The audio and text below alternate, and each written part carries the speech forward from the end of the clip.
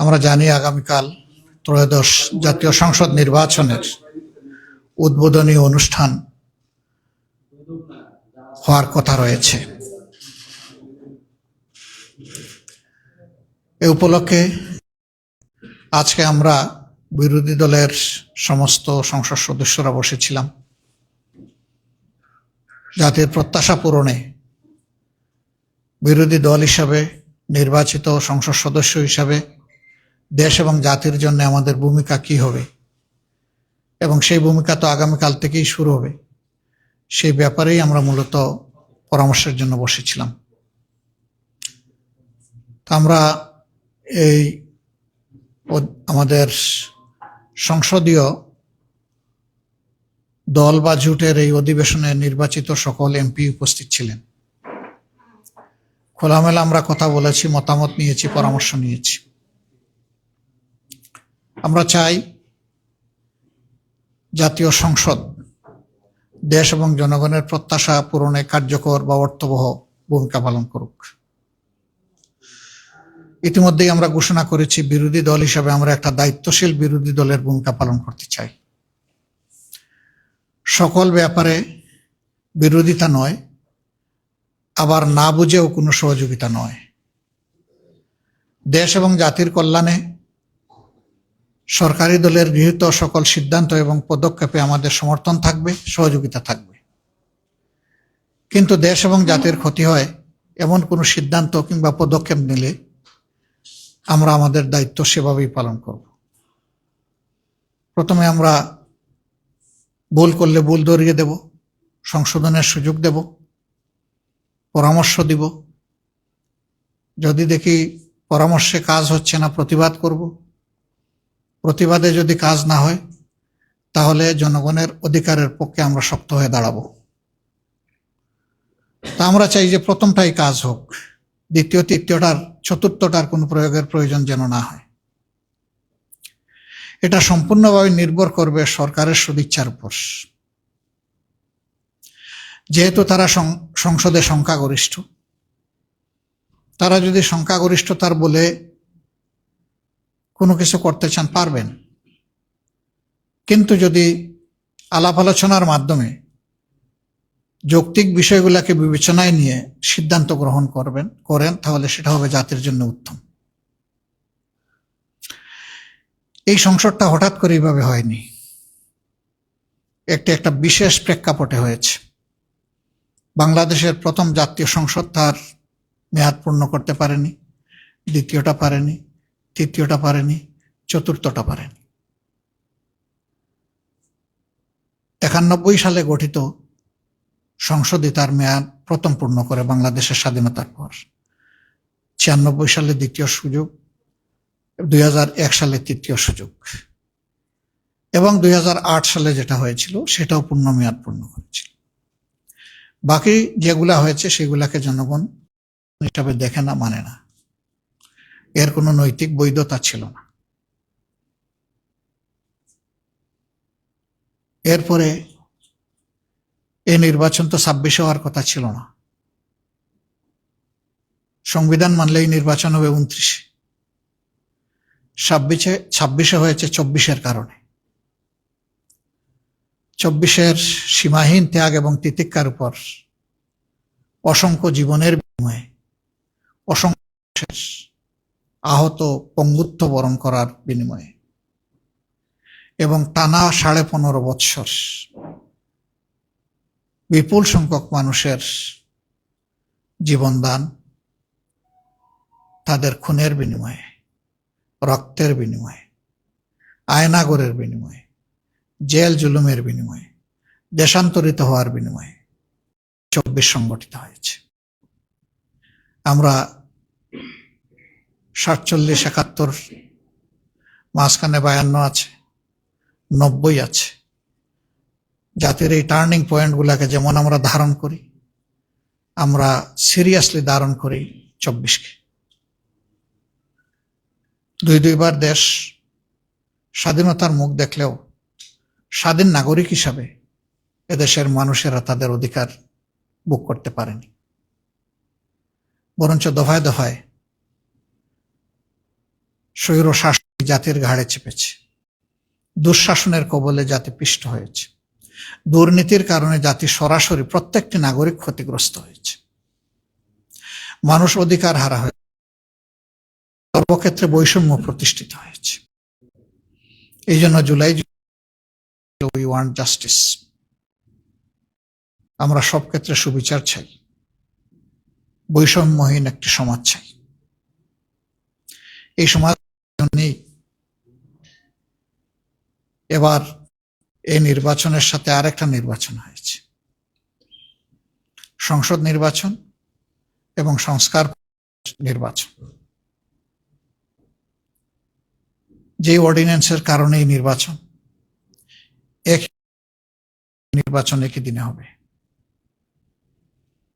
একটা সংস্কার বিষয়ে জনগণের মতামত, গণভোট, আর একটা হচ্ছে সংসদ নির্বাচন হয়েছে।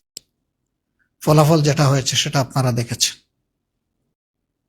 আমরা দেশের বৃহত্তর স্বার্থে এই ফলাফল মেনে নিয়েছি, দুটা ফলাফলই মেনে নিয়েছি। একটি নির্বাচনকে আলাদা করে আরেকটি থেকে দেখার কোনো সুযোগ নেই। এই নির্বাচন দুটি একটি, বরঞ্চ প্রথম ফাংশন শুরু হবে এই নির্বাচিত সদস্যদের সংস্কার পরিষদের সদস্য হিসেবে, এবং তারও কিছু মেয়াদ উল্লেখিত আছে। এই কাজটি সম্পন্ন হওয়ার পরে অটোমেটিক্যালি তারাই আবার সংসদ সদস্য হিসাবে ফাংশন শুরু করে। এই জন্যে ওই একই অর্ডিন্যান্সকে সম্মান করে আমরা প্রথম দিনে দুটি শপথ নিয়েছি। প্রথম শপথ হয়েছে সংস্কার পরিষদের সদস্য হিসাবে, দ্বিতীয় শপথটি হয়েছে সংসদ সদস্য হিসেবে। আমরা দুই জায়গায় শপথ নিয়েছি, দুই জায়গায় আমরা স্বাক্ষর করেছি। কিন্তু দুঃখের বিষয়, এখন পর্যন্ত সরকারি দল প্রথম শপথটি তারা নেননি। আমরা তাদের প্রতি আহ্বান জানাবো, আসুন জুলাইকে সম্মান করি। জুলাইকে সম্মান করলেই 24 থাকলেই 26 হবে, নইলে 26-এর অস্তিত্ব থাকে না। 24-কে অমান্য অগ্রাহ্য করে পাশ কাটিয়ে 26 এই জাতির জন্য কোনো সুখবর নয়। তারা নেননি, আমরা আশা করতে চাই তারা নিয়ে এই কাজটি দ্রুত সম্পন্ন করবেন। তাহলে 24-এর এত জীবনদান, এত শাহাদাত, এত পঙ্গুত্ব, এত আহত, তার সার্থকতা পাবে। মনে রাখবেন যে এটা বাংলাদেশে যারা ভোট প্রয়োগ করেছেন তাদের 69% মানুষের পক্ষে রায় দিয়েছে। এটাকে অগ্রাহ্য করার কোনো সুযোগ নেই। আমরা এর পক্ষে ভূমিকা রেখে যাব এবং আমরা চাইব যে 4টি বিষয়ে গণভোটে দেওয়া হয়েছিল তার সবগুলি হুবহু গ্রহণ করা হোক, বাস্তবায়ন করা হোক। আমাদের পক্ষ থেকে এই বিষয়ে সর্বাত্মক সহযোগিতা থাকবে ইনশাআল্লাহ। বাকি অধিবেশন শুরু হলে আরো যে সমস্ত বিষয় প্রসঙ্গক্রমে আসবে, এই বিষয়গুলো নিয়ে আমরা আলোচনা করেছি এবং আমরা এটা স্থির করেছি যে আমরা অবশ্যই অপ্রাসঙ্গিক কোনো ভূমিকা রাখবো না, আমরা প্রাসঙ্গিক ভূমিকা রাখবো। আমরা আগেই বলেছি, বিরোধিতার জন্য বিরোধিতা নয়, সহযোগিতা করতে হলে সেটা দেশ এবং মানুষের জন্য, আর বিরোধিতাও করতে হলে দেশ এবং মানুষের অধিকারের জন্য। এ লড়াই ইনশাআল্লাহ আমরা সংসদে করব, প্রয়োজনে এই লড়াই রাজপথেও হবে। এটা গণতন্ত্রের সৌন্দর্য। আমরা এই সমস্ত বিষয় নিয়ে হুটহাট করে আদালতে যাওয়াটা আমরা সহজে দেখব না, কিন্তু একান্ত বাধ্য না হলে। আমরা যদি একান্ত বাধ্য হই তাহলে হয়তো আমরা আদালতের আশ্রয় নিতে পারি কোনো কোনো বিষয়ে। তা আমরা প্রথমে এগুলা প্রেডিক্ট করতে চাই না। প্রথমে চাই যে সকল ব্যাপারে সংসদের যিনি অভিভাবক, যিনি সভাপতিত্ব করবেন, স্পিকার মহোদয় ইনসাফ করবেন, বিরোধী দলকে যথেষ্ট সুযোগ দেবেন। তাহলে গণতন্ত্রের সৌন্দর্য শুধু ফুটে উঠবে না, গণতন্ত্র টেকসই হবে। যে গণতন্ত্রটা এখনো বাংলাদেশ পায়নি, আমরা প্রত্যাশা করতে চাই এই ত্রয়োদশ সংসদের মাধ্যমে সেটা যেন বাংলাদেশ পায়। আপনাদের সহযোগিতা অব্যাহতভাবে আমরা কামনা করি এবং আমরা যাতে একটি দায়িত্বশীল বিরোধী দল হিসাবে 11 দলের নির্বাচিত সংসদ সদস্যরা আমরা দায়িত্ব পালন করতে পারি। আপনারা দোয়া করবেন, সহযোগিতা করবেন। আমরা দেশবাসীকে আরেকবার কৃতজ্ঞতা জানাই। তাদের রায়ের যেটুকুই প্রতিফলন হয়েছে, তারা আমাদের বক্তব্যকে ধারণ করে সমর্থন করে আমাদেরকে যতটুকুই নির্বাচিত করেছেন, ভোট দিয়েছেন, আমরা সকলের কাছে কৃতজ্ঞ। এবং এখানে আমরা আলাদাও করতে চাই না। এই নির্বাচনে সার্বিকভাবে অংশগ্রহণের জন্য আমরা দেশবাসীকে আন্তরিক অভিনন্দন এবং মোবারকবাদ জানাতে চাই। দেশের বাইরে যারা আছেন তারা আমাদের আত্মার অংশ। জুলাই পরিবর্তন, 71-এর মুক্তিযুদ্ধ, 90-এর গণ আন্দোলন, সকল ক্ষেত্রেই তাদের আন্তরিক সম্পৃক্ততা ছিল। বিশেষ করে জুলাইয়ের উত্তাল দিনগুলোতে শুধু বাংলাদেশ উত্তাল ছিল না, প্রবাসীরা যে যেখানে ছিলেন দুনিয়ার, তারা সম্পৃক্ত হয়ে গিয়েছিলেন, রেমিটেন্স বন্ধ করে দিয়েছিলেন।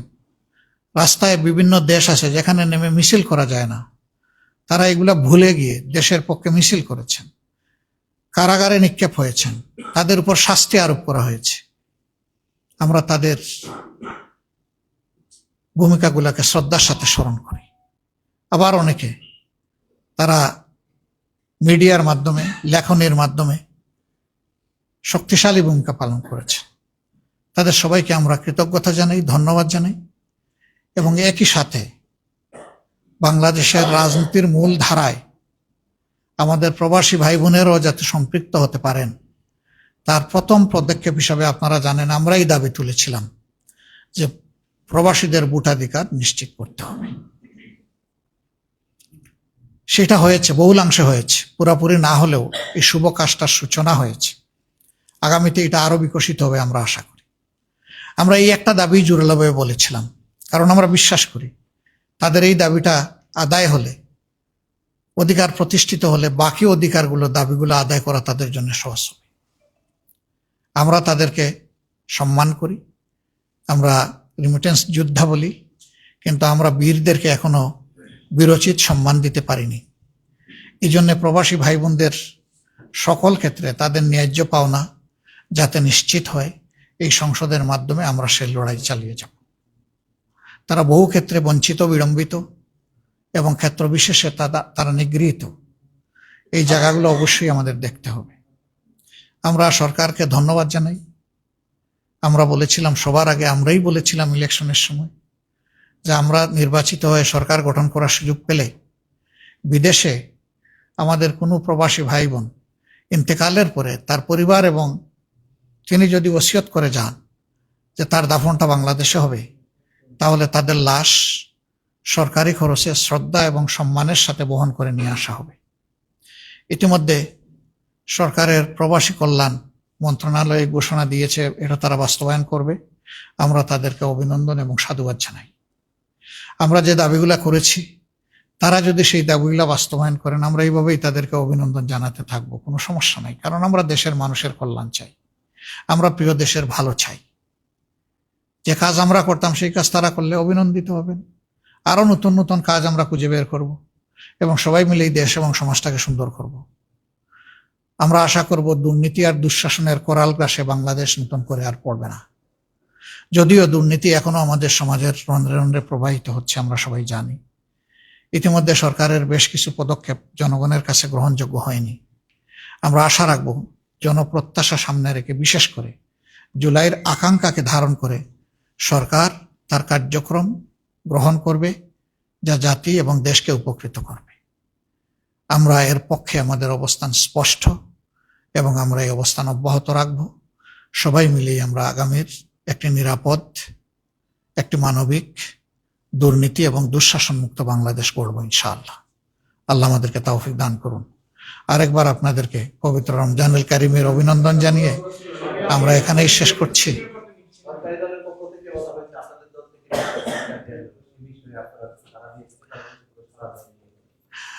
হ্যাঁ, তারা নন অফিসিয়ালি আমাদের সাথে যোগাযোগ করেছেন, কথা বলেছেন, আমরা তাদেরকে ধন্যবাদ জানাই। আমরা চাই জুলাই সংস্কারের যে প্রস্তাব, সেই প্রস্তাবটা পুরোপুরি বাস্তবায়ন হোক। এর আলোকে বিরোধী দলের যতটুকু পাওনা আমরা অতটুকু চাই, এর বেশি চাই না। ওই প্রস্তাবেই আছে যে একজন ডেপুটি স্পিকার বিরোধী দল থেকে হবেন। আমরা খণ্ডিতভাবে এটা চাচ্ছি না, আমরা চাই প্যাকেজ, আমরা চাই পিসমিল, পুরাটাই সেখানে গ্রহণ হোক, বাস্তবায়ন হোক, এবং এর ভিত্তিতে আমরা যেন আমাদের দায়িত্ব, ন্যায্য দায়িত্ব পালন করতে পারি। আপনারা দোয়া করবেন। একটাই করেন আপনি। হ্যাঁ,